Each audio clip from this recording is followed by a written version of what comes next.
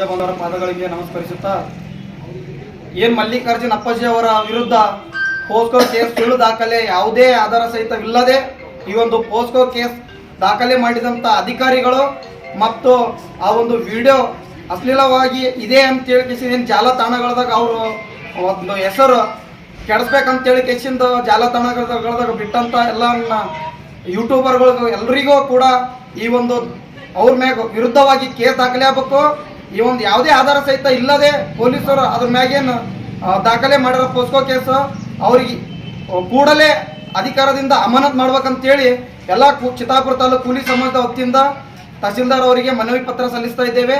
ಮಲ್ಲಿಕಾರ್ಜುನ್ ಮುತ್ತೇಜಿ ಅವರು ಮಾಡಿರುವಂಥ ಕಾರ್ಯಗಳಿಗೆ ಯಾವುದೇ ರೀತಿಯಲ್ಲಿ ಜಾಲತಾಣದಾಗ ಬಿಟ್ಟಿಲ್ಲ.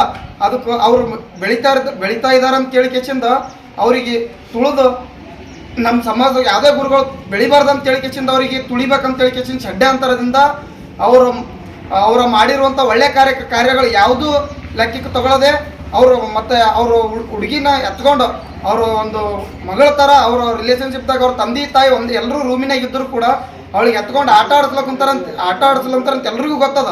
ಆ ಜಾಲತಾಣದಾಗ ಗೊತ್ತದ. ಈ ಜಾಲತಾಣದಾಗ ಆ ಹುಡುಗಿ ಬಾಲಕಿ 7 ವರ್ಷದ ಹುಡುಗಿ, ಆ ಹುಡುಗಿಗೆ ಮುಖ ಬ್ರೈಡ್ ಮಾಡದೆ ಅವಳ ಮುಖ ಕಾಣಂಗ ಆ ಜಾಲತಾಣದಾಗ ಬಿಟ್ರೆ ಆ ಹುಡುಗಿಗೆ ಮುಂದೆ ಅವಳ ಲೈಫ್ ಯಾವುದೇ ಕಾರಣಕ್ಕೆ ಬರ್ಲಾರ್ದಂಗೆ ಈ ಥರ ಒಂದು ಅನ್ಯಾಯ ಮಾಡಿದಂಥ ಆ ಒಂದು ಅಧಿಕಾರಿಗಳು ಯಾವುದೇ ಕಾರಣಕ್ಕೂ ಅವರಿಗೆ ಅಧಿಕಾರದಾಗ ಇರ್ಲಾರ್ದಂಗೆ ಅವರಿಗೆ ಇಮಿಡಿಯೇಟ್ಲಿ ಸಸ್ಪೆಂಡ್ ಮಾಡಲೇಬೇಕು.